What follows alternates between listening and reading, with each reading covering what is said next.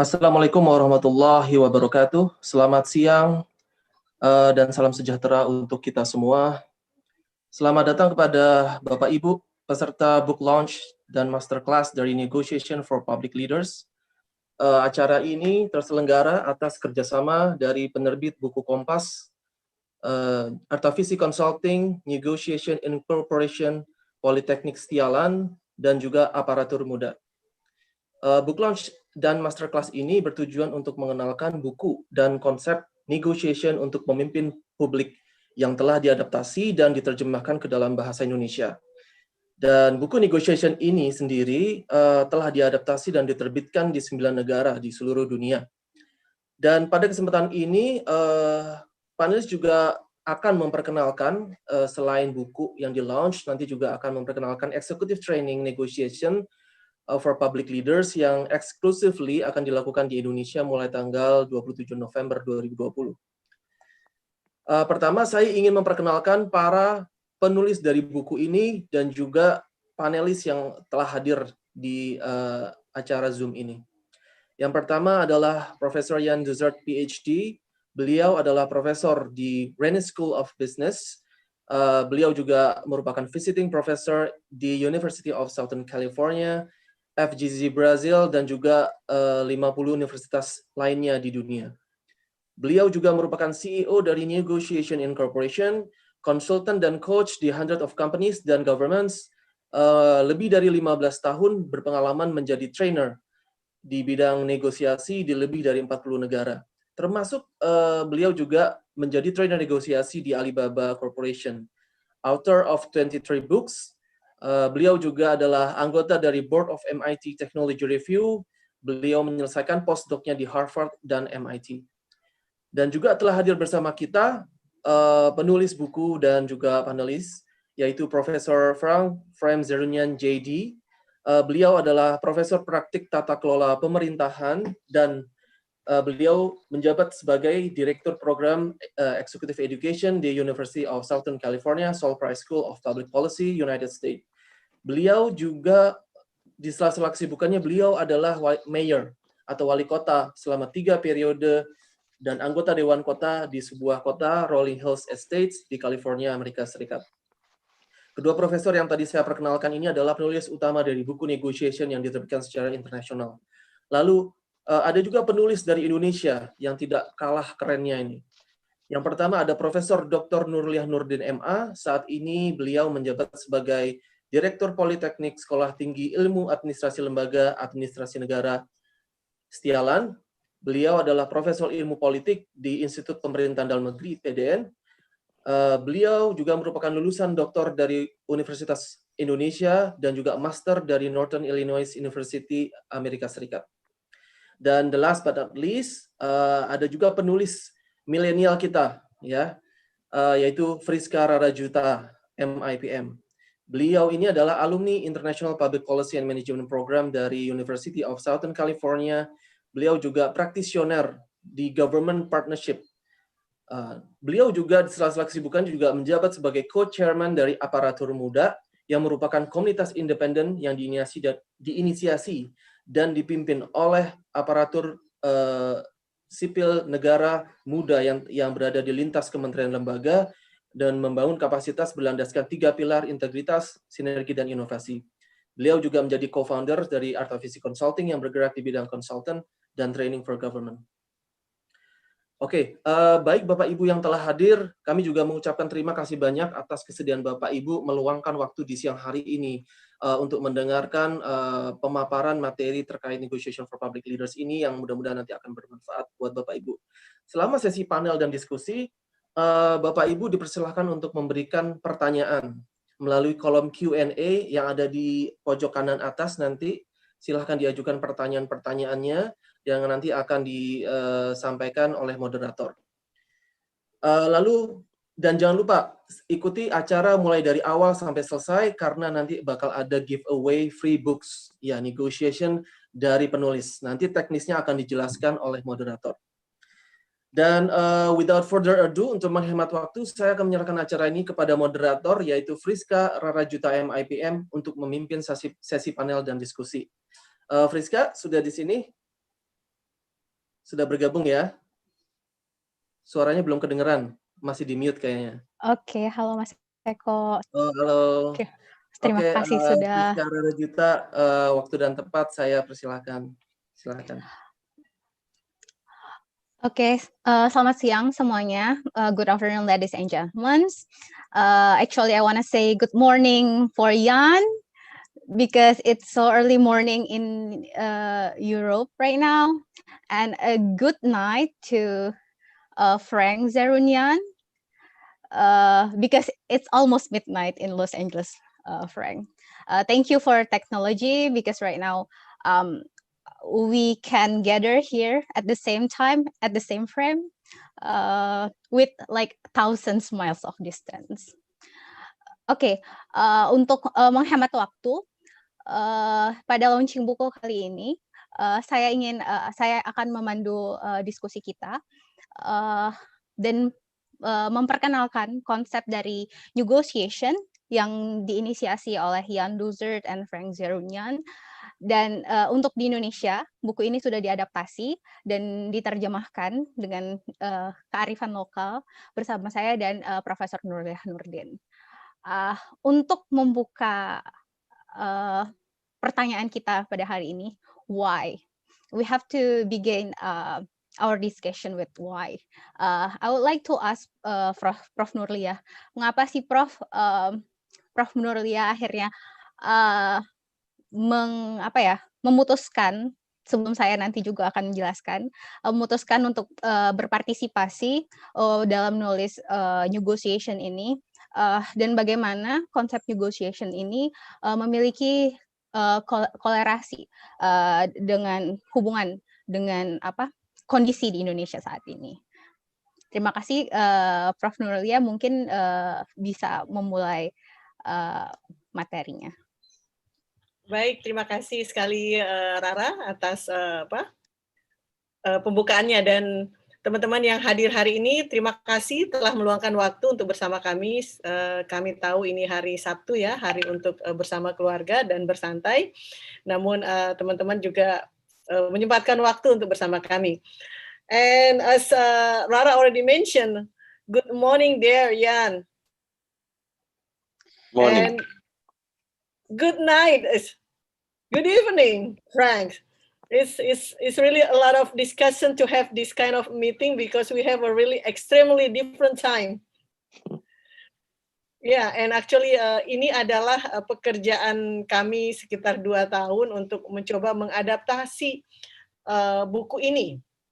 Nah, tentu saja nanti dari perspektifnya Jan dan perspektifnya Frank itu akan lebih banyak berdiskusi karena basically ini adalah buku mereka berdua yang telah menjadi best sell ya di berbagai negara dan berhasil untuk menyelesaikan berbagai masalah terkait dengan public speakers ya, para negosiator untuk kepentingan publik ini dalam menyuarakan suara publik. Nah, sebenarnya ada apa dengan buku ini ya? Yang namanya launching, tentu kami ingin menyampaikan briefly what is inside the books. Nah, kalau secara clear isi bukunya, then you have to buy, of course. Ada Kompas di sini yang kebetulan menjadi penerbit buku ini. Pertama-tama bahwa dalam buku ini memang dituliskan di setiap kehidupan kita, ya, baik kita sebagai ASN atau non ASN, itu adalah pekerjaan kita sehari-hari bernegosiasi dari hal sekecil-kecilnya sampai hal yang besar. Bagaimana menegosiasikan kepentingan kita supaya bisa berhasil.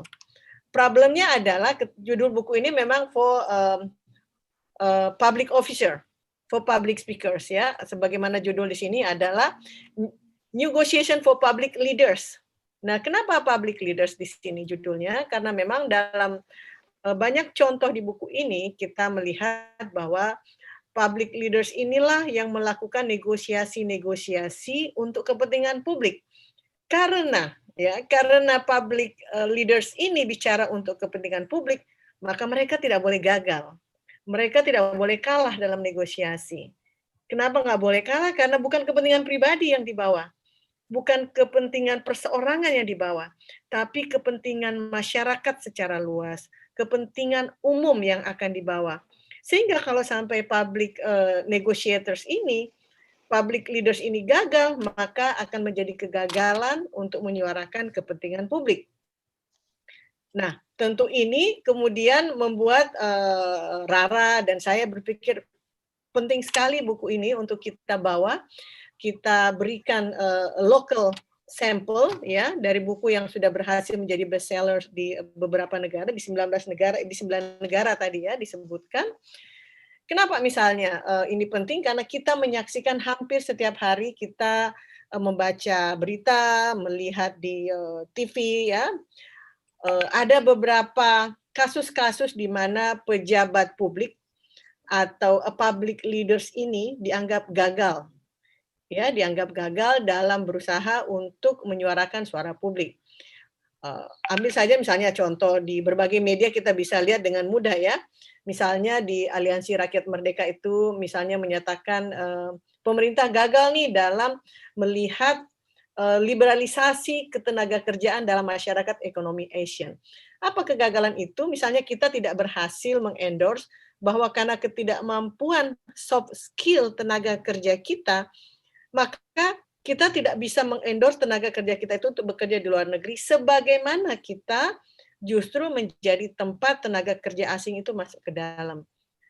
Dalam hal computer science, dalam hal teknologi, dan segala macam kemampuan teknis kita mampu.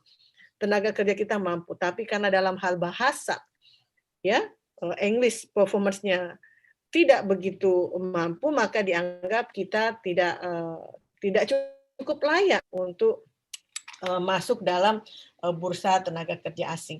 Nah, ini juga masalah negosiasi antara public leaders dengan pihak luar negeri itu misalnya.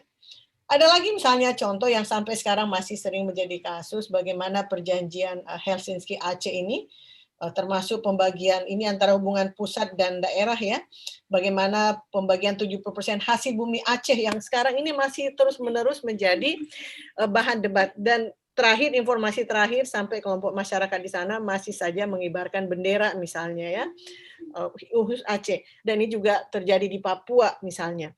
Ini masalah public leaders negotiation.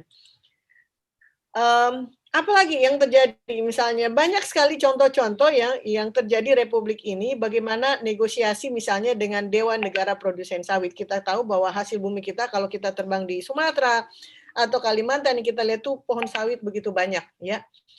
Nah, sawit ini kalau kita tidak berhasil menggolkan dalam negosiasi internasional, dan rupanya kita juga dianggap tidak berhasil, paling tidak memberikan harapan masyarakat ya, itu bahwa produsen sawit kita ini tidak dianggap lagi bisa mengekspor semaksimal mungkin sebagaimana harapan masyarakat ya, karena dianggap sawit ini tidak ramah lingkungan misalnya ya, atau produknya itu tidak memenuhi kualitas ya, seperti itu.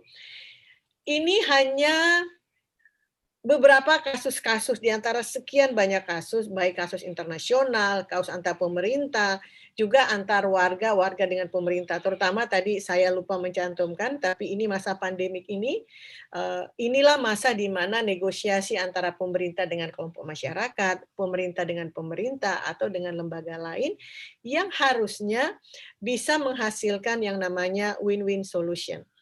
Nah, kalau kita belajar tentang ilmu negosiasi, win-win solution ini biasa saja memang tujuannya ke sana. Tapi bagaimana menambah nilai dari negosiasi tersebut.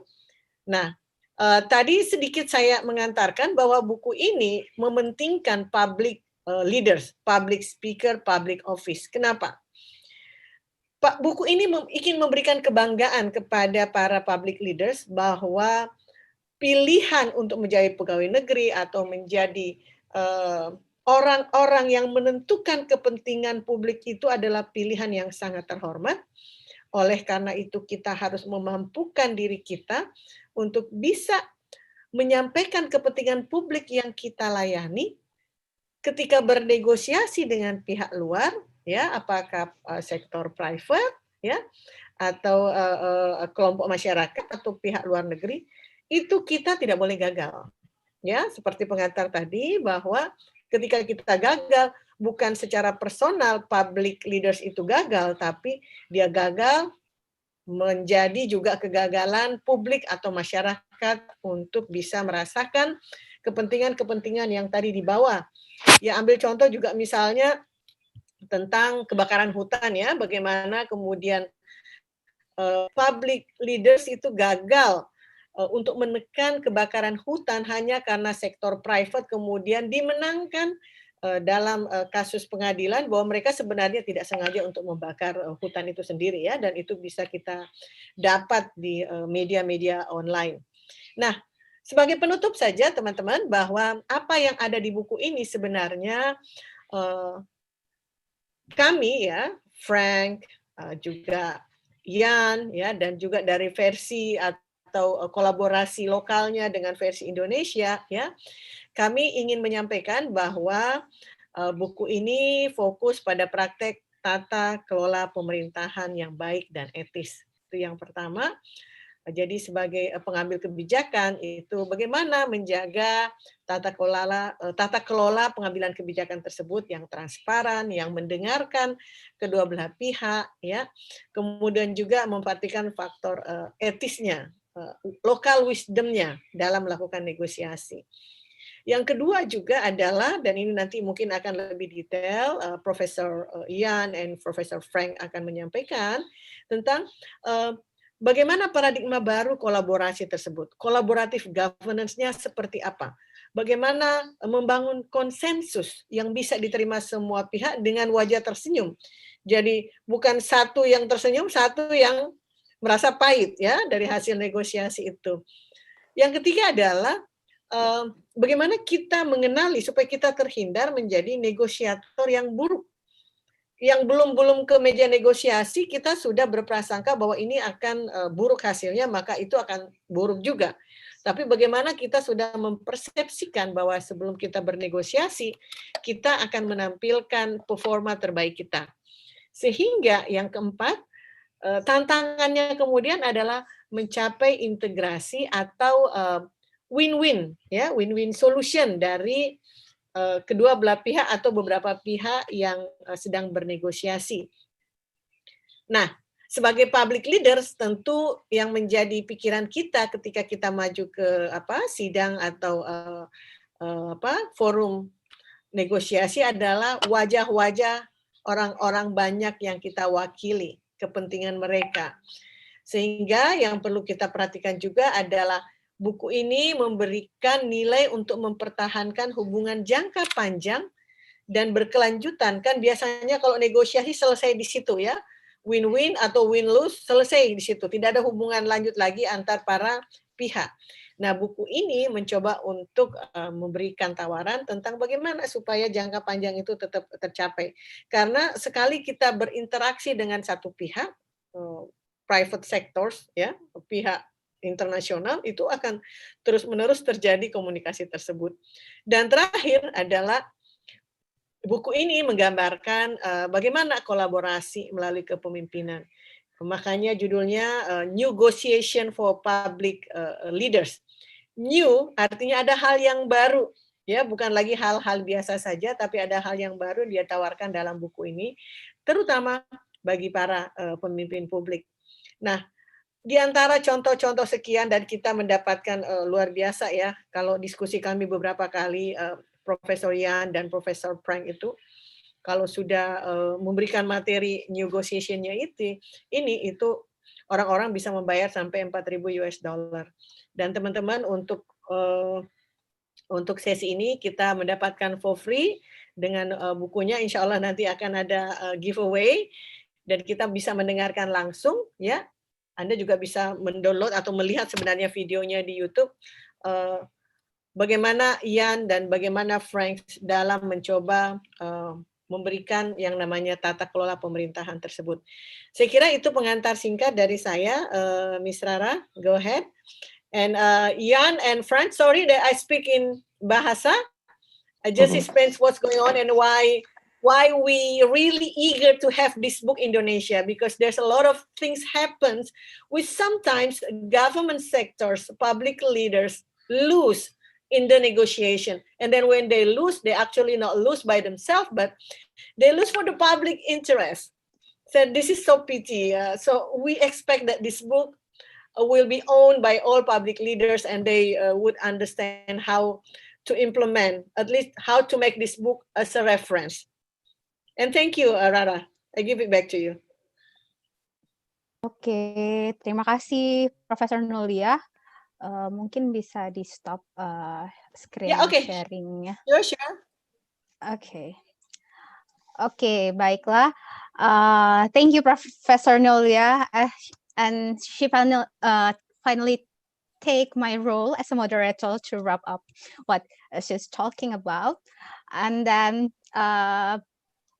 it's like getting more interesting. You know, how negotiation, how the new concept of negotiation that broke by Jan and Frank give a new paradigm how we negotiate, because at the beginning Professor Nulia said that 80% of our life is spent for negotiation. You can say that when you are arguing with your family, your friends, and then bargain to the butchers, and then as for deciding the schedule of book launching, we are also doing a negotiation, to decide what time is the best time, because right now Frank is on 11 p.m. in Los Angeles, and Jan have to get up so early at 6 a.m. this morning, and right now we have 1 p.m. in Indonesia. So we bargain which option is the best option for our the decision that we make. Okay, let's move to Jan right now. I wonder, Jan, at what is the beginning, the reason why you finally decide, to establish the concept of negotiation. What is the concept of negotiation itself at the very beginning? Thank you. Thank you both. Yours, Jan. Thank you. Hello, everybody. Thank you, my dear co-authors, for this great sharing international. I think it's one of the first book launch in the world, due unfortunately to this pandemic, but fantastic thanks to the technology. So yes, why did I start? Well, traveling around the world, loving meeting different cultures, I realized that we had to figure out what could be universal in the process of making agreements, and what is specific to each religion, to each identity, to each culture. And by meeting all these professors around the world, by reading all these books during my PhD and postdoc, I tried to synthesize what could be universal in the field of negotiation, with the care always to have people who are local, from the local language, local country, as we did in this book. Meaning, what could maybe be specific to Indonesia? What could be not working in France, but works in Indonesia, and so on. And that's the quality of the books negotiation that we've done around the world, 23 books, always with men and a woman, to see the perspective from a woman, from somebody who has different vision on things, because I believe that negotiation is not about the art of war of Sun Tzu, where you have to block, manipulate people. I believe that the interest-based method that has been there from Harvard for the past 30 years has to be modernized, because it's not all about interest and being interested, greedy, get the best out of something. And there are more elements than just 7 elements to manipulate when we negotiate. And it's not about being Donald Trump, the art of the deal, take it or leave it, threat, rewards, the old school type of negotiation. So we believe that a negotiation nature comes from listening to different culture, accepting the difference, respecting our principles, and nevertheless find a value-based negotiation. And when I went to the United Nations, and Frank has been also working with the United Nations, and we'll talk about it, I found very interesting the 17 goals for the 2030 agenda. And my belief is that negotiation is in harmony with this principle: how to fight discrimination, how to make peace between nations, how to solve public infrastructure improved, zero hunger, care about the oceans and the air, all what has to do with public-private policies and dealing with identities. Then once we realize the culture, the values, we had to go to the second step, that is a technique, a process. And the technique has been doing what I love, is to integrate different people. I took the 4 steps mutual gains win-win approach of Lawrence Susskind from the program on negotiation based at Harvard. He's from MIT. And I put more elements than just the 7 elements of William Ury. And we had 10 elements. So if I may share for 2 seconds to visualize a little bit more the concept. Do you see all my slide here? Can you see it well? Yes. Okay, so innovation in negotiation. So we wrote different books, always like James Sebenius from Harvard Business School, Aurélien Colson from Paris ESSEC, Lawrence Susskind, the founder of the mutual gains approach that did within France and Brazil. We worked with Nobel Prize Kenneth Arrow to see the cost of transaction, Lee Ross, Amos Tversky, also Nobel Prize in economy, talking about risk-averse, risk-proning. And last week, we got the pleasure to have Robert Wilson earning the Nobel Prize of economics to talk about how you value things that are emotional, sentimental through auctions. And so we made books around the world in more than 8 countries. In China, 2 books, and our book was elected the 2nd most influential book in China. And what we see is, first, we have to consider the values, the identity of the negotiator. Some people, public leaders, can be more cautious, risk-averse, authoritarian. They use the power of their position. They are fighters, testosterone. Some others are more controller, bureaucrats, where they talk about routines, about standards, about legal compliance, and they tend to be more fearful, risk-averse type of public leaders. We have facilitators, and Frank will talk better about it, how to integrate multiple stakeholders, estrogen, which is the hormone of emotions and connecting people, relationship. And this facilitator will align the risk of A, risk of B, perception, information of part A, information of part B, and align the perception and the misunderstanding. It's a knowledge worker, a cognitive approach.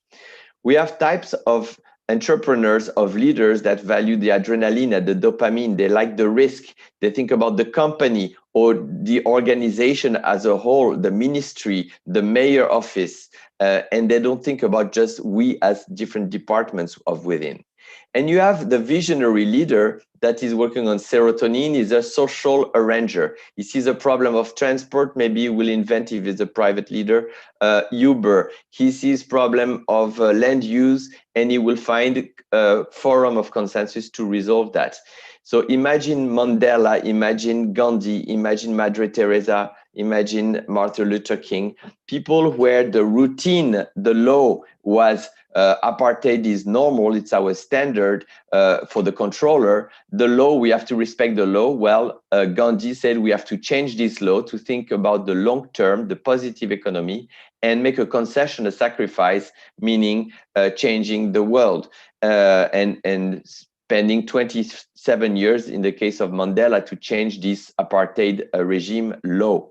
So here we have people who take risk, people who take less risk, and being intelligent is to take a decision according to a context and to different emotions as well, the anger, the fear, the desire to belong, to be connected, the desire of something new to change society. and the way to make a contribution to a better world, to improve the oceans, to reduce corruption, and so on. And looking for happiness, because serotonin and dopamine and endorphin is the hormone of happiness and such. So we have modelized what cognitive sciences tell us, and the why you mentioned is the purpose. Why do we wake up in the morning at 6 in the morning or 11 in the case of Frank? Because we love what we do and we believe that we can improve the probability to make a deal for a public leader, the productivity to change society, to make decisions as a mayor, as a president, as a governor, and so on, and improve the value of these deals to generate win-win. And I prefer to say sometimes mutual gains, because I prefer to have a satisfaction of 10 and you 11 than me having a satisfaction of 1 and you 0. And Obama worked on the why, which is the limbic brain, the sensations, the feelings, the value-based. Then it's the part of the brain that is the limbic brain, that doesn't speak, that feels. And then it talks to the logic, the pre-cortex, that is the part of the brain that speaks, that analyzes. And he didn't divide people between the healthcare reform for all or best quality of public hospital. He had united in the belief of we can change society, fight lobby, and that was the belief. And finally, the law 55 or 56, that was the end result. Very often, public leaders starts with the details, with the characteristics, then they explain the bigger picture, and then they try to go to the heart, to the belief, to the values, and it's very difficult. First, we should start with the why. 70% of the Senate in America and the governorial, which is the governors, are decided in less than 3 minutes, just because of the look. Obama had the multiple identity, multiple facets. He was African-American, WASP, old school type senator from Illinois, and also young, related to California, to Hawaii, and so relating to the younger population and to the older population. And so the look of a public leader, the way he addresses people, the kindness, is proven by the Nobel Prize, Tversky, with whom we published, which says that people tend to prefer a product or an idea or a service that is more expensive, lesser quality, provided the salesperson or the leader or the politicians is nice. So kindness, niceness, we talk about negotiation with a style, with a way of being collaborative, with a way of thinking positive economy, a way of being ethical, and ethics first pays in the long term. And the technique, I will not get into detail, we identify, and in our trainings that we will propose to public leaders, we will explain how to manipulate the 10 elements of negotiation, because people negotiate in a very intuitive way. They don't have a process. We'll explain that preparation is key. It's not about being good at talking or just having a good look. This helps 70%, but that's not enough. You have to be competent. So we'll explain the mutual gains approach, how to prepare, how to create value as a corporate cooperation, exploratory conversation, brainstorming, not talking about the price or the issue that is money. Then select what options will be created in the value distribution being competitive, and then follow through, make the decision, the policy being executed and not left in the drawer. And analyze the economic context, political context, social, geographic, historic context of this negotiation for land use, for making an airport, for making a budget of the municipality, for all these issues. Defining what are the interests of the mayor or of the governor or of the public leader, what are the interests of the other stakeholders, what is preference, desire, necessity. And for each interest, map an option for the interest Ministry of Health, 2 options, a budget increase of 5% or 10% increase. These are 2 options to match the interest financial budget. Power, we will see the different powers of negotiation to balance, because the political power is one, the media power is another one, the judge power is another one. So we'll have to deal with different powers and tactics, good cop, bad cop, threat, rewards, all that. Communication, what do we want to share? What do we want to keep confidential? What is your perception of a good public service? What is my perception of a good public service? Where there are misunderstandings, where there are different perception of risk. relationship, in what the identity match or don't match, the values. You are from the left party, he's from the right party. How can we get along? You're angry because the government didn't take care of your family in the public hospital, and how to explain and deal with lines in the hospitals and so on. The concessions, I give you this, you give me this in exchange. The legal compliance, the legal conformity, what is our margins of negotiation within the rule of law, and how to see your perception of law, my perception, or which laws prevail, the American law, the French law, the Indonesian law, from the local law, the federal law, and so on. The standards, what is your standard of quality? What is my standard? What is your principle, your moral principle? Can you humiliate people? Can you not humiliate people? Can you have a friendly frankness? Is frankness seen as an humiliation? How to deal with ethics, moral standards, market standards, all what brings neutrality and explains why we decide and on which, based on which principle. And the main source of conflict is time. Are you public leaders with an administration that is slow, and the inhabitants, the local community, want something fast? Do we synchronize or not? Do we think short term or election term, 4 years, 7 years, and then it's over? What is the relation with harmonizing the time? So we understand that we created in Newgotiation a process involving 10 elements that we manipulate so that we balance the different elements and conduct it with a better logic, with a better process management to improve the probability to make a deal, productivity to make a deal, and value of a deal, of a consensus. And with that, I will pass the word to you.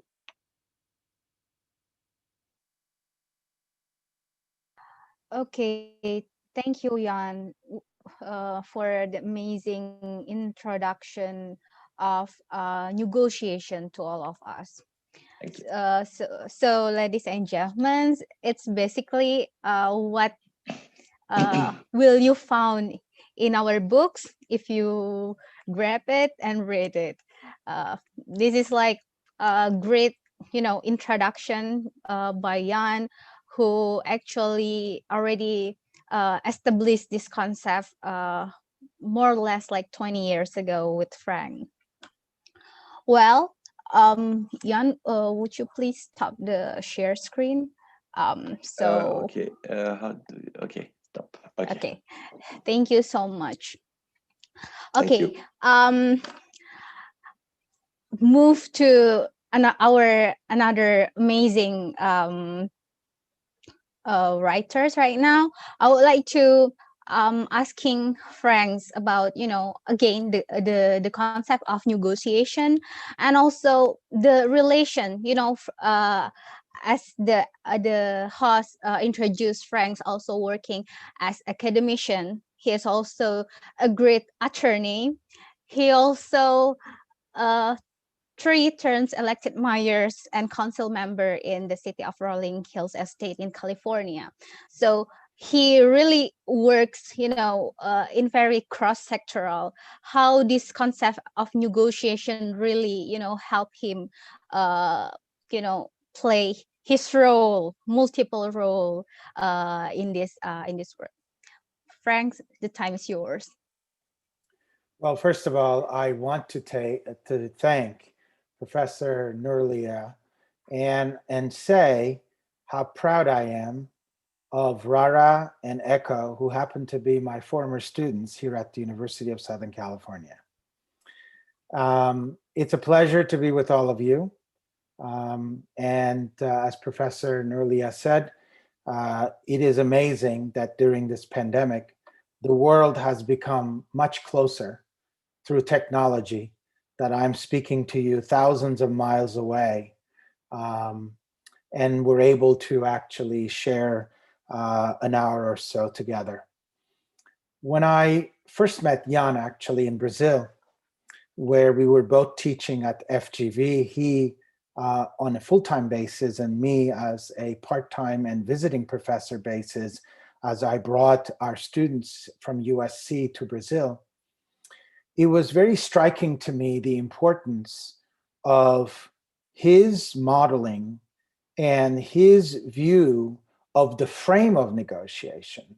which was much more of a collaborative frame rather than a competitive frame. As you said, Rara, I'm a trained lawyer. I went to law school. My doctorate is in law. And I practiced law for 20 years or so before coming to academia about 12 years ago. And both in law schools and business schools, the way we taught negotiation was the competitive frame. In other words, in law school, I was taught everything I could do to my opponent in order to make them succumb to my will. If it meant deposing them, if it meant to send them hundreds of questions to answer, if it meant really the psychological pressure to put on them, that's what I was trained to do. It seemed to me, after practicing so many years, that it was counterintuitive to actually practice that way, because lawyers are humans too. And the more upset my opponent was, the more difficult it became to actually come to a common ground to solve our differences.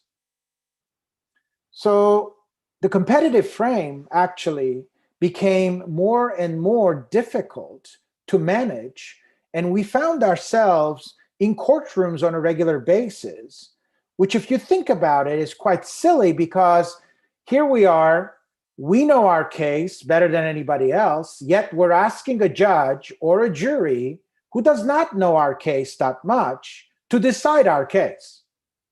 It's completely counterintuitive if you really want to have control over your own destiny and in order to actually resolve the case. I started realizing that this was more about the human condition. This was more about being or forging a relationship, which then brought the topic and the trust that gave me the ability to actually overcome the competitive frame and be collaborative and settle the cases. That reminded me of my discussion when I met Jan for the first time, of his body of work, his risk work, his decision-making work, and his work at MIT and Harvard was really matching the way I had come into the practice of law. And in addition to that, I was already elected mayor, and in my governance capacity, as Professor Nurlia earlier said, those of us who serve the public simply cannot afford to lose, because it's not about us. It's not about me losing. If I were to lose, the thousands of people that I represent in my city lose. So that's not acceptable. That's not possible. So we need to create a frame that is much more collaborative in nature, and also create the opportunity to win for our constituency. So both my legal background and my elected government background kind of came together with Jan's concept and research that gave rise to our collaboration and writing the book we did the way we did, in terms of calling it as Newgotiation for public leaders, but public professionals.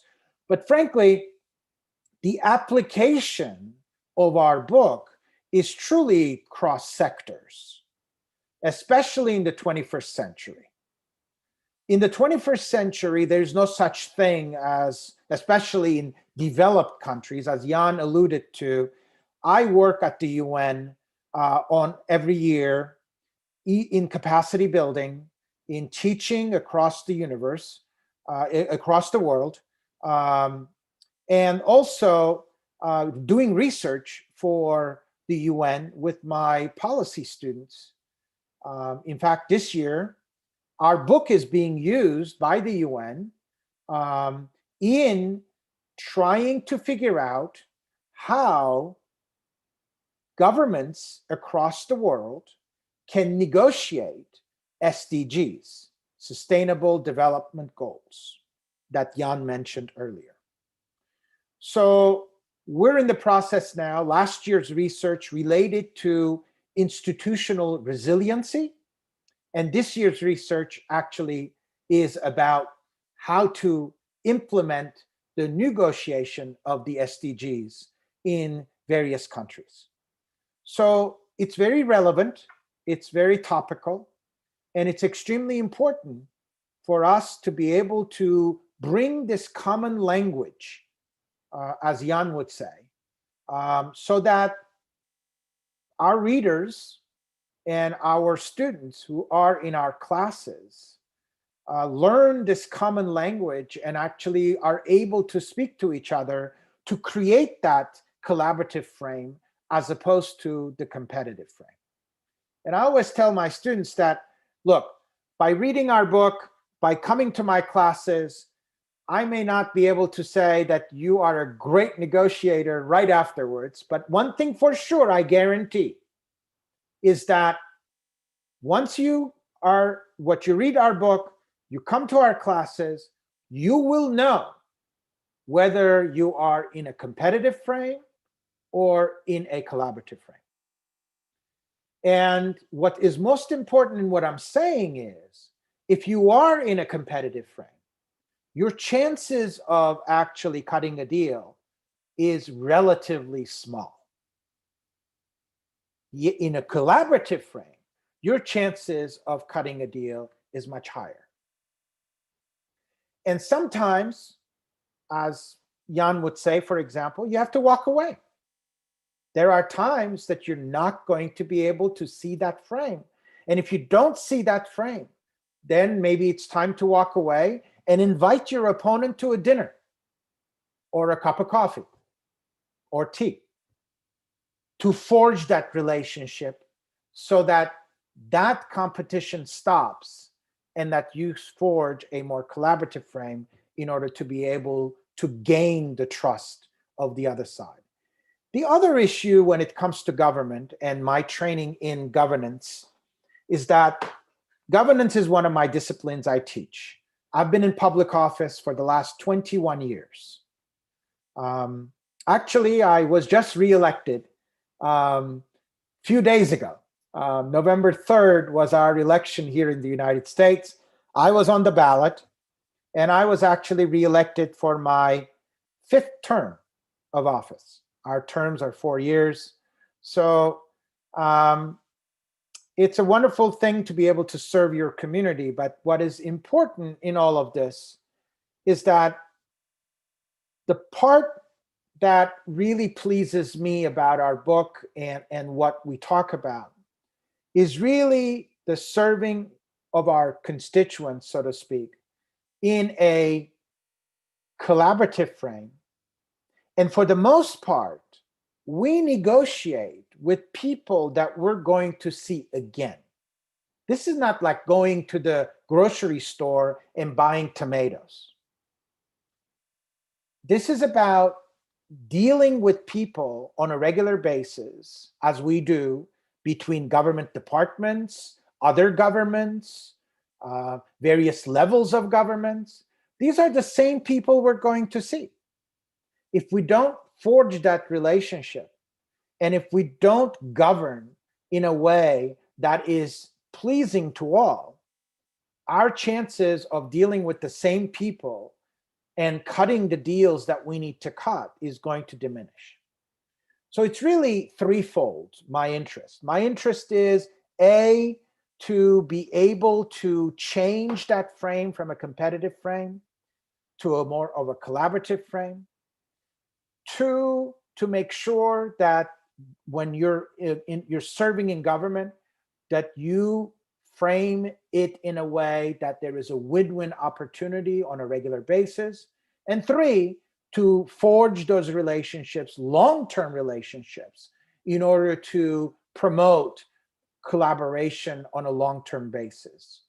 To me, those are the most three important things from my eyes, so to speak, that I was so enamored by Jan's work that we were able to work together and collaborate to write this book in the way or in the frame that we wrote. And as I said, at the end of the day, what's the most important to me is, as a public servant, to me, my constituents matter the most. That's why I'm elected. I'm elected to make sure that their will is served, not mine. And the way I can is by me forging those relationships and making sure that we actually govern in a way that create that win-win frame at the end of the day.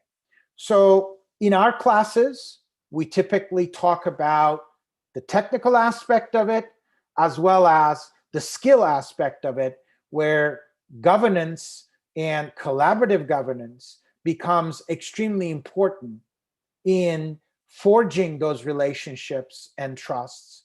For the most part, I speak to my classes about that. And also, strategy becomes important, short-term, long-term, and of course, leadership. So I teach leadership and ethics, ethical leadership or transformational leadership. Those are extremely important topics in negotiation as well. Leadership skills are critical in forging that relationship and trust. These are all interconnected.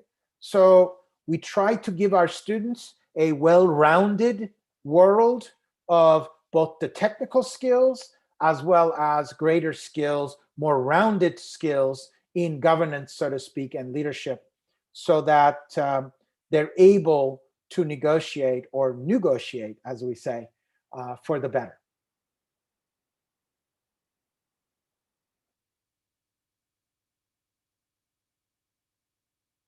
Rara, you're muted. Thank you, Frank, for the wonderful explanation. I do agree with you, Frank, because and also with Jan, because I also working as a government officers. Even I don't have my constituent yet. I'm not, totally represent our society directly, but indirectly. I am also partnership practitioners here. So my daily basis work is really related to the negotiation. I have to, develop the communication with my counterparts. It's outside the government. They are the non-profit organization, private sectors. And I totally agree with you.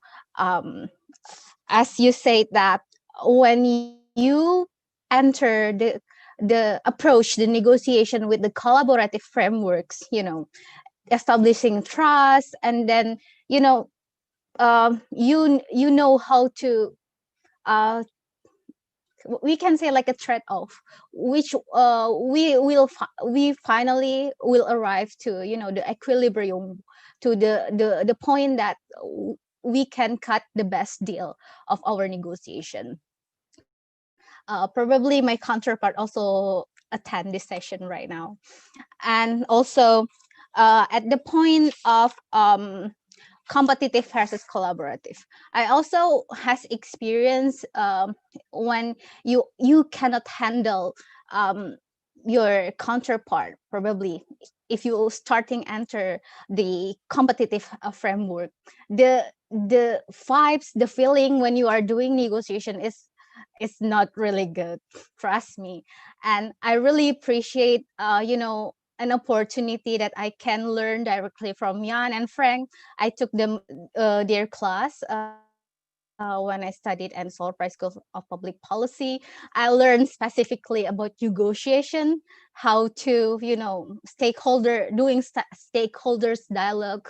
And yes, Frank, that's really true. The skills is growing when you not only reading your books, the modules, the journals, and then attending your class, but by experiencing it the gut, the feeling, how we should, start and initiate the negotiation, so we can finally arrive at the best option to cut the deal.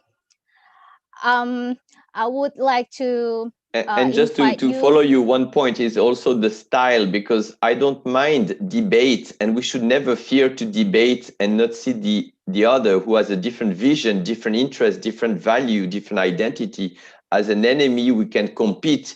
Federer and Nadal play tennis. They respect one another. They learn from one another. They improve their level. And negotiation is also a style where we introduce the friendly frankness, the pleasure of the debate, with a sense of respect, where we can be cooperative, yes, collaborative, and competitive to get both of us the best agreement. So there is no incompatibility with a kind of debating with style, in a way. For sure, and the respect that two competitors have. In fact, competition is not a bad thing. Competition actually promotes innovation for the most part. Yes. I mean, but what I mean by collaborative as opposed to competitive frame is that the nasty competition of trying to take each other down type of competition that actually needs to change to a more collaborative framework. One of the best thing of in negotiation class that I take is moral elegance. That's what you explained, Frank. We competitive is a good thing, but we still need to keep our moral elegance, to respect each other, to establish trust, and then we add values. We create more values to add the values of our negotiation and our deals. Well, I think so many questions here. There are 8 questions from participants. I will read it for you from Anjriani from National Institute of Public Administration. She asked a question for Jan. She's really interesting with 10 elements of negotiation. How we negotiate if we unequal powers. Less power will lose more. What do you think? So this is like unequal situation and power for both party who negotiate. How do you think, Jan?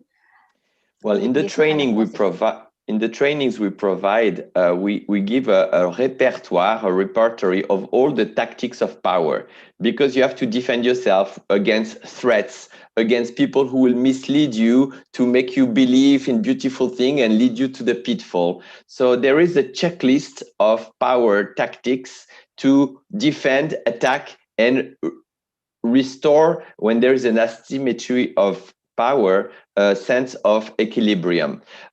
Nevertheless, always remember that be it a top CEO of the Fortune 500 companies or a top leader, there is a book called The End of Power, because 80% of the CEOs of Fortune 500 are vulnerable. They may lose their jobs within 4 years. Same for political leaders. And the level of trust of Supreme Court in many countries is less than 30%.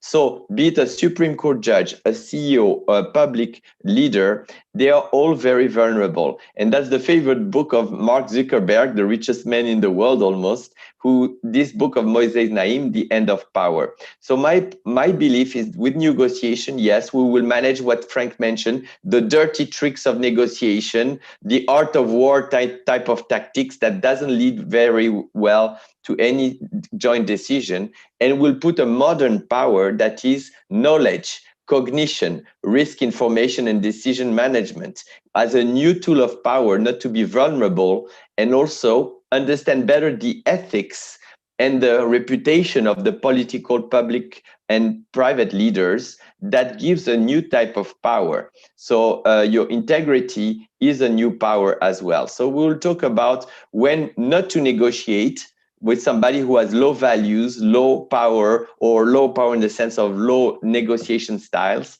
and to prefer negotiate to others. Negotiating is not to get to yes at any cost. Sometimes if you deal with somebody who abuses power, who use unethical tactics of power, it's better to say, no, I prefer to go to court. I prefer to negotiate with a different public organization or private organization. I don't want to be involved with corruption. I don't want to be involved with this. And negotiation is about aligning power with a sense of a new power. And that's my belief. And you will see anyway all the old school, old dirty tricks that are every day in 90% of the executives of the world, because 93% of the executives have no training whatsoever in negotiation. So they negotiate by bluffing, by manipulating, by omitting, and that they believe on day one that they are the winner because they misled you. On day two, they have a lawsuit, they have a community on strike, they have the media on top of them, the judges, and it doesn't pay off for the positive economy the long term. All right. How do you think, Frank, your opinion about, the power tactic? Well, first of all, what I want to say is that I go back to what I said about the importance of relationship and trust. And that's why I said that at the end of the day, you can definitely walk away. There are times when you feel that that nasty competitive frame is before you. It is perfectly okay to say, I'm either walking away or having a different alternative available, or you can negotiate a different alternative somewhere else, or to say, we need to break bread, or we need to actually have a cup of coffee, and not necessarily talk about the deal. Talk about, does your son play soccer? Where do you work? Where do you get your groceries? I mean, there is a human side of negotiation that typically we kind of undermine. And as far as the power is concerned, that happens all the time. It's not a novelty. There are different levels of power, but then it's incumbent upon us to find various channels to be able to diffuse some of that power. Because, for example, I could be a small city, and the city of LA, for example, city of Los Angeles, is much bigger than my city. So theoretically, the mayor of LA may have much more power than me. And that's probably true. But then again, I know the mayor of LA. I know him well. And I know him well because of various channels that I went out and reached out and made sure that I got to know him, so that issue of power becomes more diffused because there is a human element between us as opposed to just the power element. So it's all about working hard in trying to figure out if there is ways of diffusing or counterbalancing those powers. There will always be there. Microsoft is going to have a much more power than a little software company in Silicon Valley. But that doesn't mean that that little software company cannot find ways of aligning interests with Microsoft, thereby diffusing that power.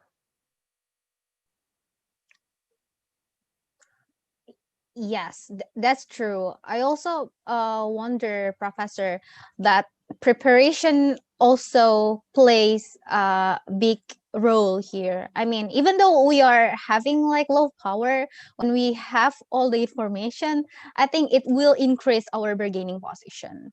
I mean, it will give a value for ourselves, even though we can say, I am less power than you, but I have more information and I know how to do innovation. So it will, boost the bargaining position of you. We move to the second question. It's getting interesting. Uh, the second question, in many times, negotiation process is daunting and energy consuming.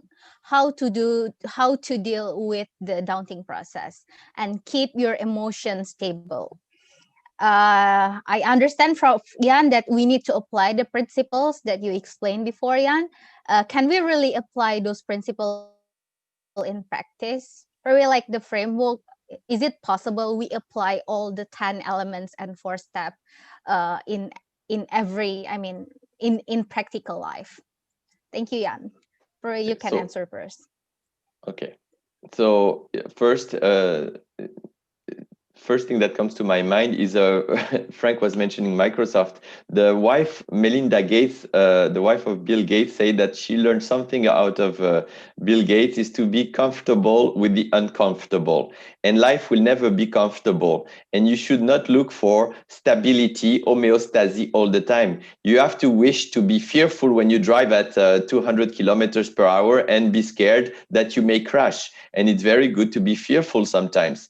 Thank God Mandela or Gandhi was upset and angry at apartheid and at colonialism and fought for that and at the testosterone and the go-getter side and was revolted and fought for what he believed. Thank God people sometimes are passionate and want to have something new, innovation, and not be bored with routine. And it's tiring to be destructive creation because you break routine. You are in an administration where everybody likes to be like the same, and you're becoming a pain, a plague, a rebel. And it's not easy to be an innovator in a public administration or any company. So you're not going to be comfortable. And when the society says it's okay to make money first and then who cares about the environment, well, you might be a leader and sign this paper and think about the long term, the prosperity of the public or private organization. And it's not easy when you have everybody wanting to buy the cheapest plastic bottle of water, and you may lose competitiveness the first years. So first thing first, negotiation is not a pleasure at the beginning. Adversity is there, and you should embrace diversity and adversity, because it will trigger your endorphin, it will trigger your serotonin the minute you find a solution. So being a leader, being a social arranger is your source of peace and happiness in the long term. But you have to struggle. I took the metaphor of Nadal and Federer. They train a lot, they do a lot of preparation, they do a lot of strategy, yes. And then when they struggle, it's not a piece of cake to play tennis for 5 hours. And it's sometimes difficult, yes. But you should not look for easiness, because your happiness is not in a piece of, oh, my little emotions, I'm a bit scared, I'm a bit fearful, I'm a bit upset, and I should be okay. Then live on top of the mountain and be bored. So have the passion of life, embrace this adversity, and you will not see time. When you love what you do, when you believe in what you do, it's passion. When you don't love what you do, it's stress. So if you wake up at 6 in the morning because you have the pleasure to share with your friends in Indonesia and wait for Nurlia to invite you for lunch to eat the beautiful food of Indonesia. So this is the passion you want to have in your life. When I teach in the middle of Amazonia, it's not for the money, for sure.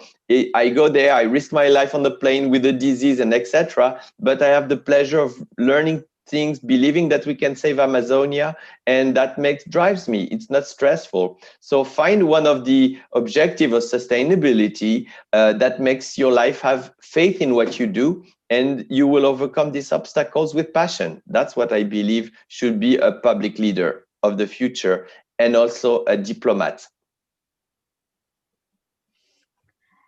Yes.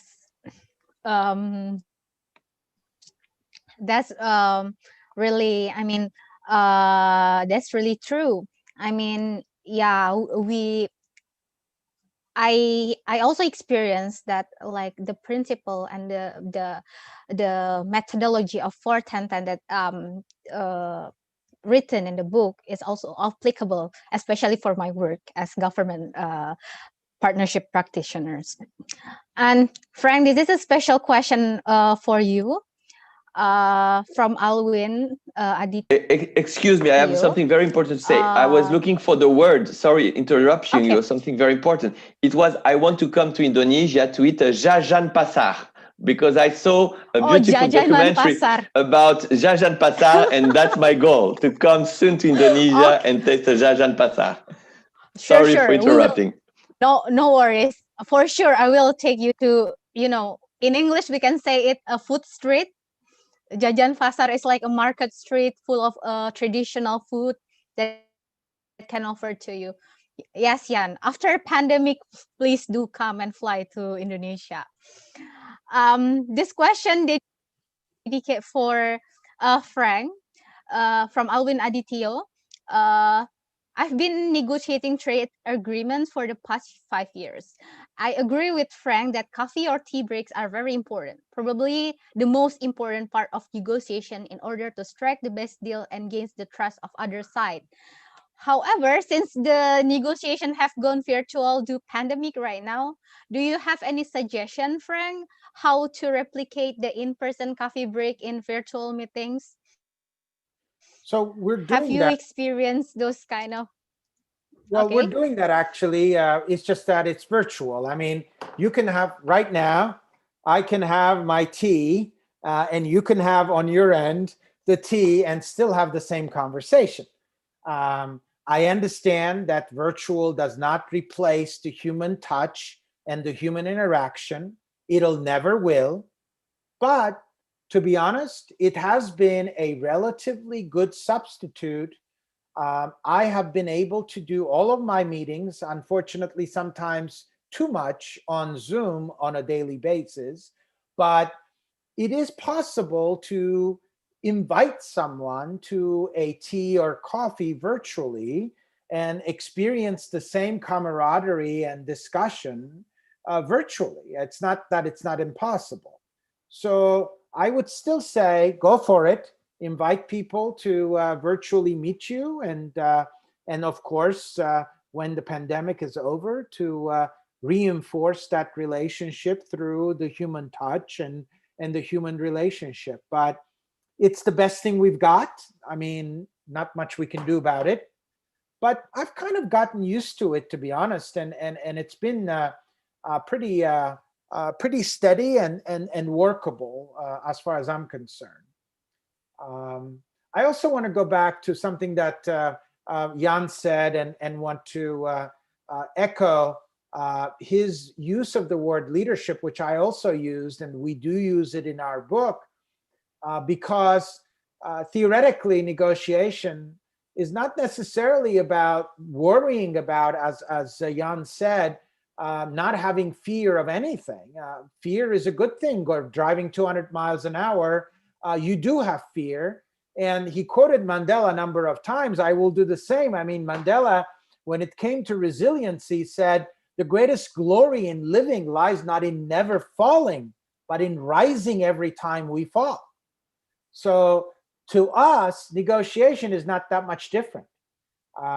Because that's why I said that the leadership skills are necessary to not do. I think the question was, it's daunting and it's sometimes, nasty and it becomes bad or whatever. Never mind. Don't worry about it.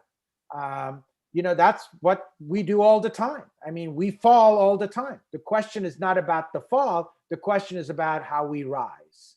So that's why we talk about leadership. That's why we teach that. And the importance is always to how do you recover from that? Okay, noted.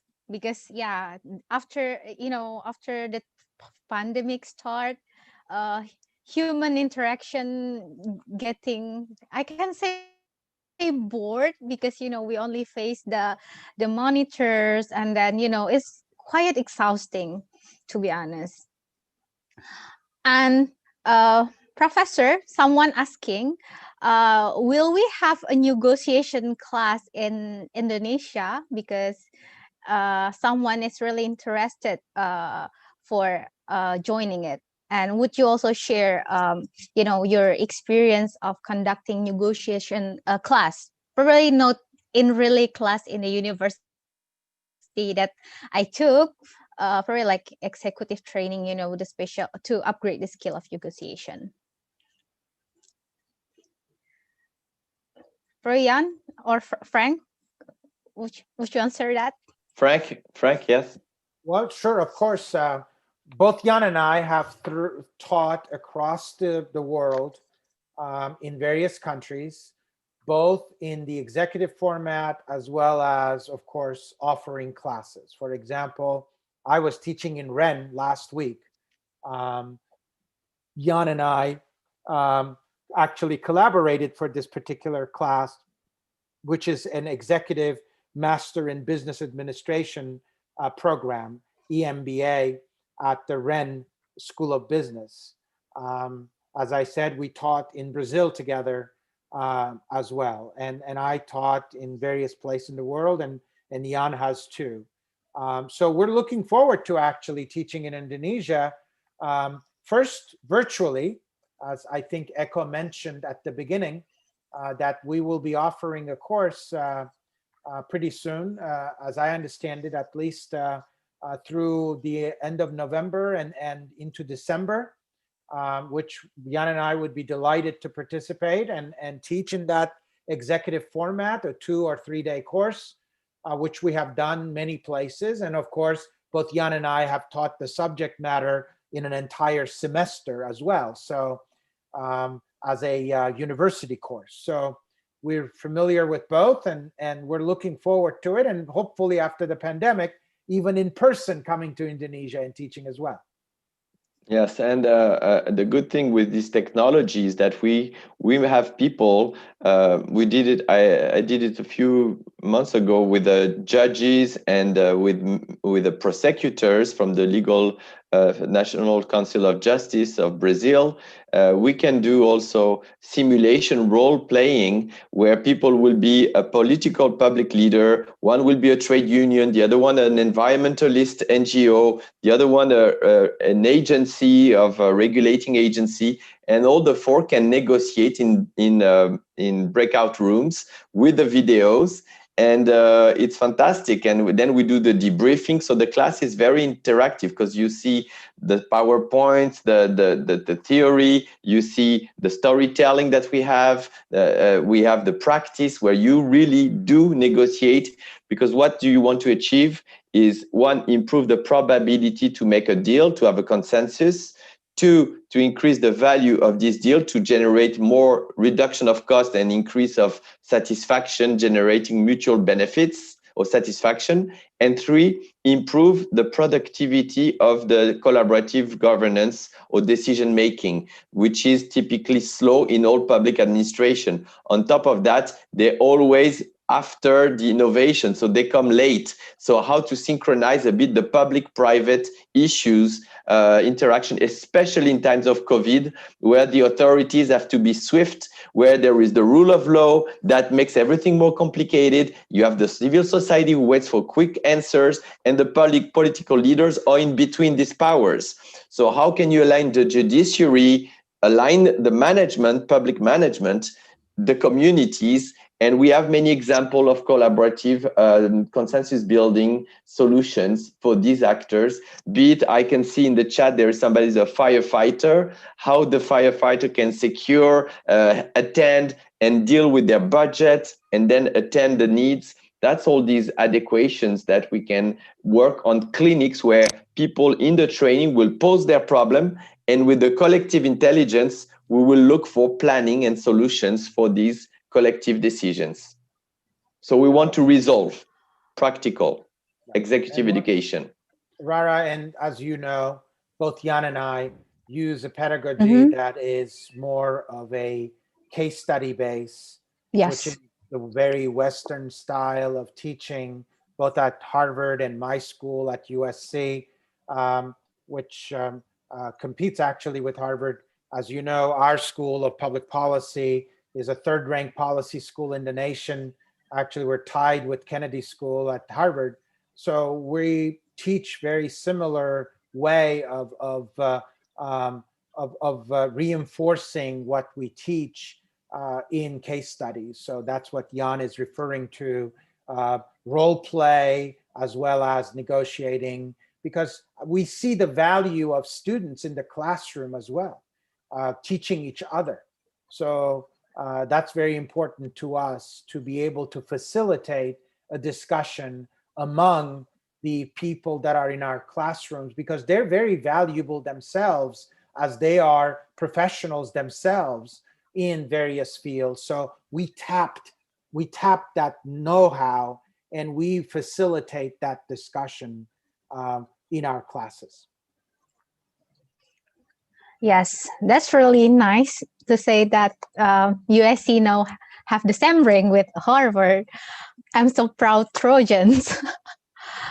Okay, we are really have a limited of time. Probably, I will like move really quick right now. The question. The question quite similar. Probably I'll just like compile it. One question is asking how this method of training of negotiation, because we mostly talking from a public standpoint, how it also can help the private sector, non-profit sector, I mean outside the government sector. Would you please give a little bit explanation about that, especially right now, you know, in globalization era, we have a free trade, a competition is really high right now. How this framework of negotiation also can help almost every party to, you know, increase collaboration. Nurlia maybe wants to start. Yes. Yeah. I think I'm currently in the meeting also. So sorry that in the same times I have also in the forums. But for our audience, Indonesia audience, these books actually offer to have a class special by Jan and Franz and by me for the Indonesian perspective. And then for the question that how do we have these win-win solutions in the sense of negotiations. Most likely, as written also in the books, that our negotiators, public leaders, do not really prepare for the identification of the problems. What is the strengths of the third party that we negotiate with, and this by having this solution.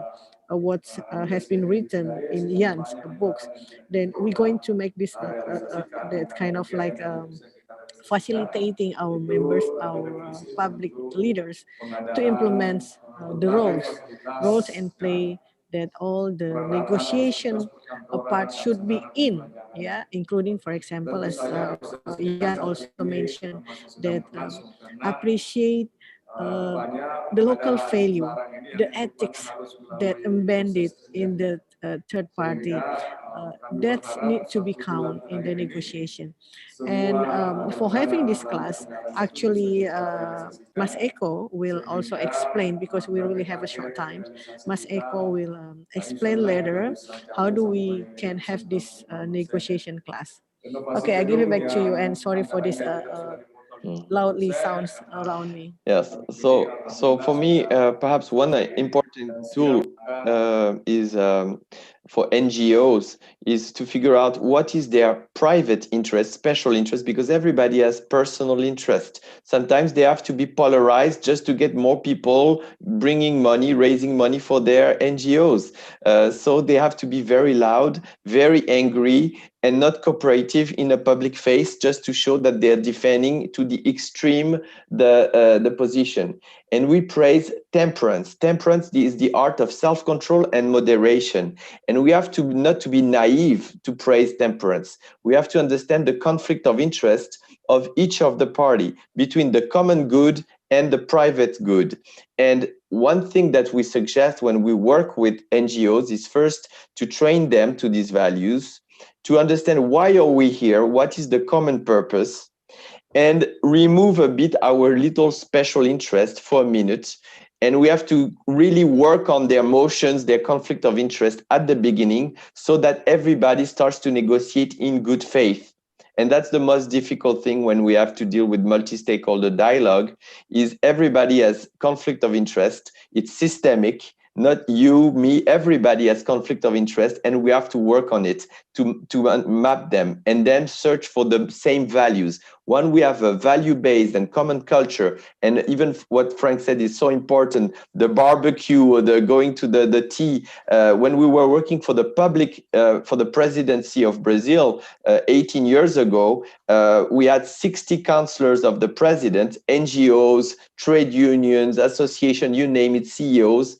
We had a barbecue, and that was as a barbecue with a little tea or drink or whatsoever, that we were creating a rapport, an atmosphere, a feeling like we are in the same boat, on the same tribe, and we should leave our little position-based attitudes to look for we instead of me against you, and creating this me against you also with their backgrounds, their trade unionists, the workers, the community of little fishermen. All that have to understand that being a leader is not to take a posture of being always the aggressive pit bull to defend them. It can be somebody who wants to be a deal maker, and that's a shift in the perception of very often in France now, the ecologists are seen as the Khmer green because they oblige vaccine, they oblige to take the bicycle, they want to be very aggressive on position, progressist. And people say, well, it's not the way people will like. They will react and they will not vote for you. They will be upset and clash. So it's not a good strategy. So listening, asking, creating common values is perhaps the modernity for the NGOs of the future, unless they want to be the eternal rebel and disqualified in many ways by the public opinion, media, and so on for being extremists. And nobody likes to be people who exaggerate, who are extremist or too aggressive. Rara, to respond to the question, I encourage people from the private sector, just as well as the public sector, to attend our classes, because I can't envision in the 21st century any government to only negotiate within its own silo. It just is not feasible anymore. I mean, it's just not possible anymore.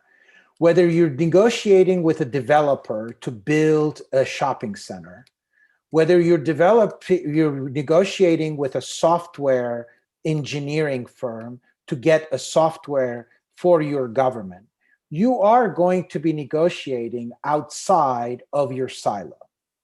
So our methodology certainly encourages the bridging and bringing down those silos in order to actually be successful.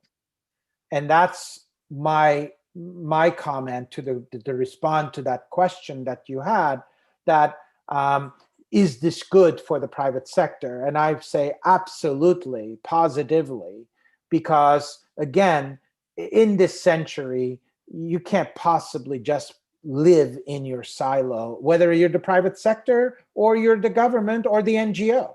They all need to figure out a way of collaborating to succeed at the end of the day.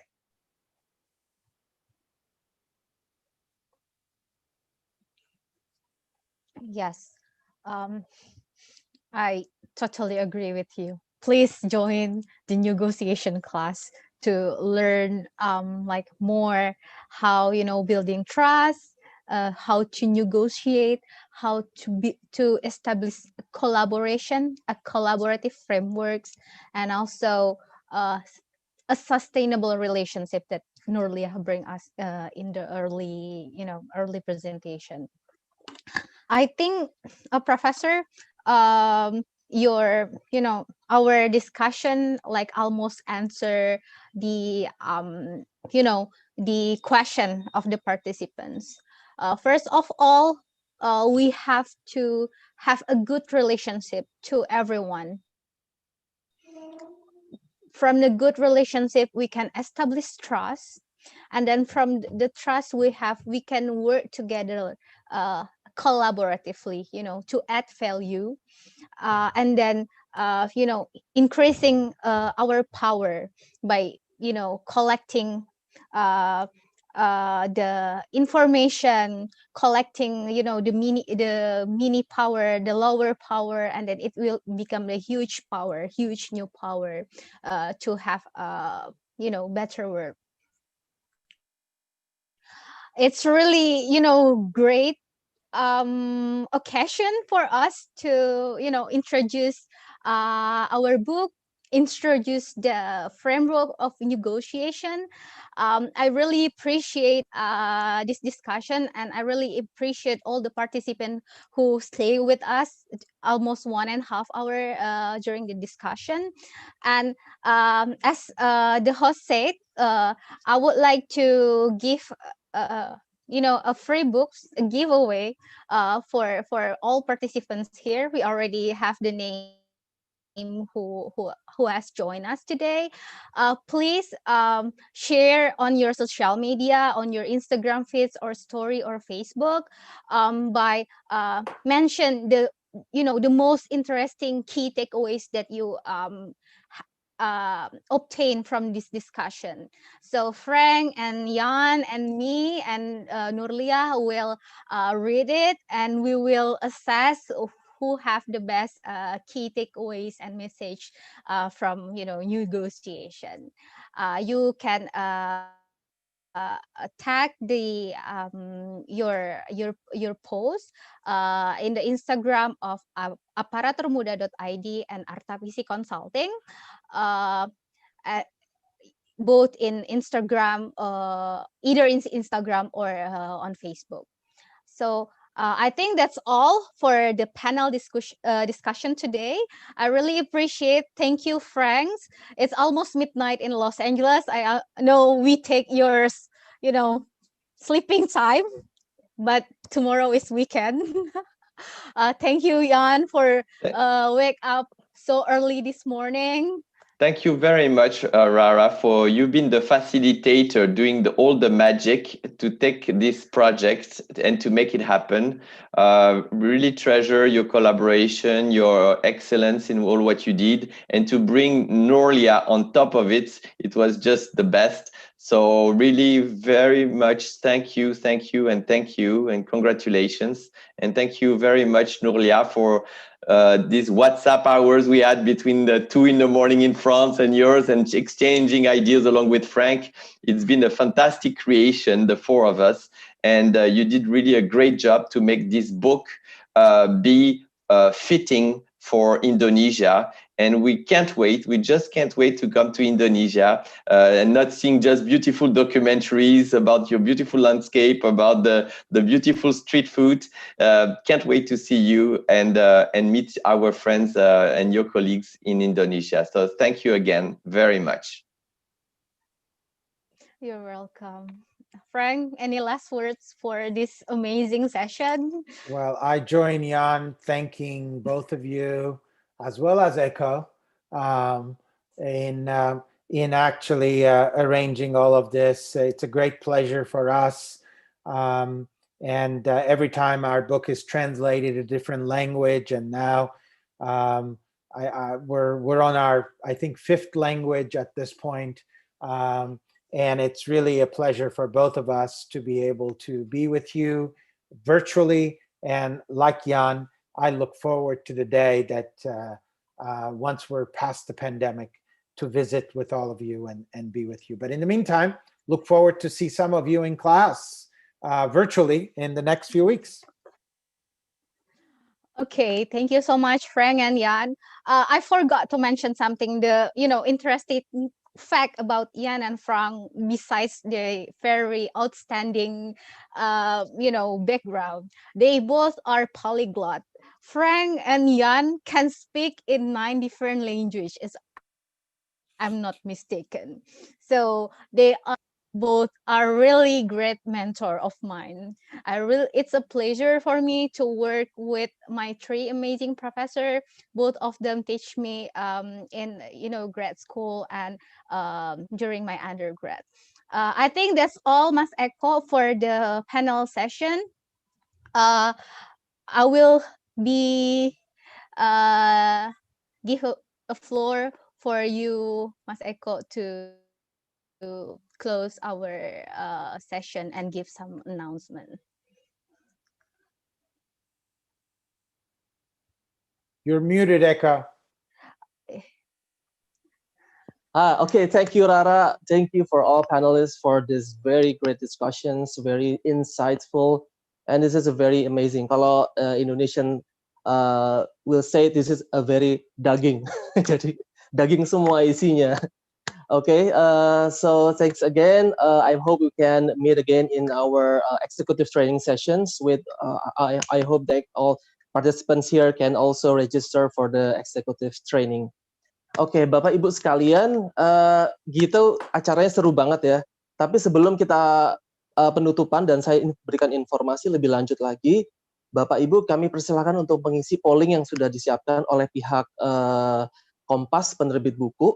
Mungkin dari panitia kami persilakan untuk men-show polling yang untuk diisi oleh partisipan.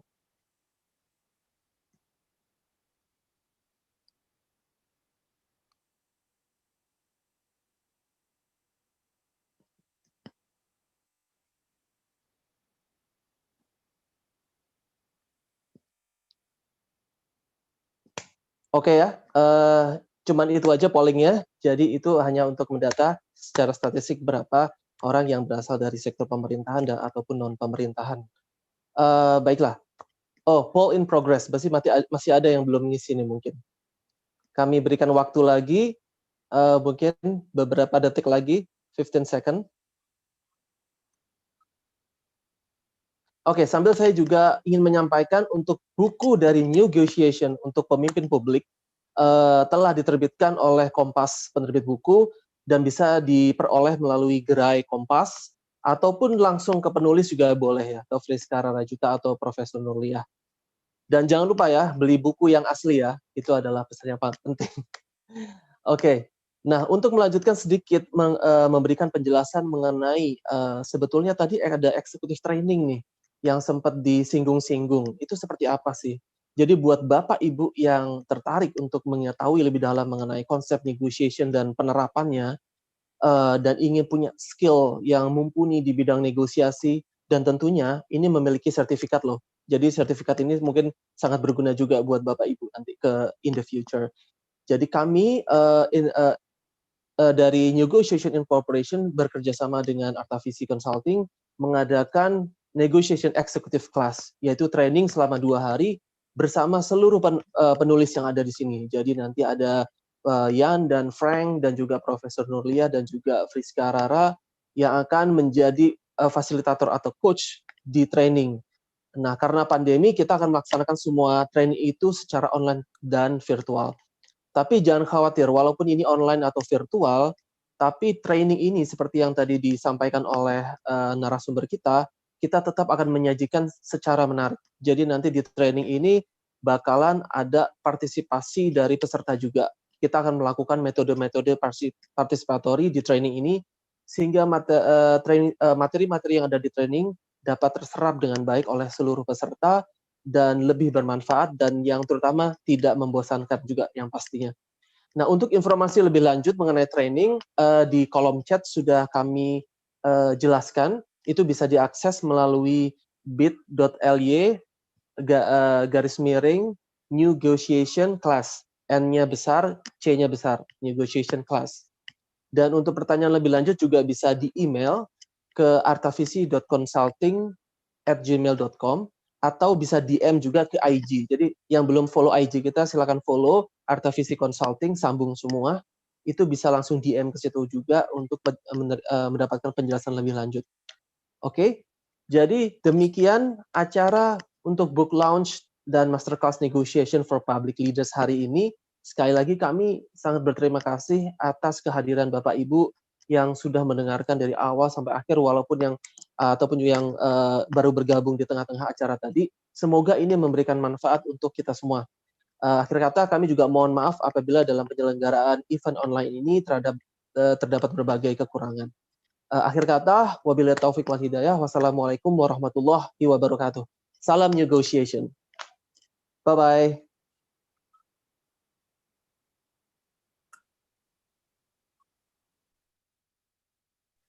Thank you so much. so much again. Thank you, Jan. Thank you, Frank. Thank you so much. All right, good work.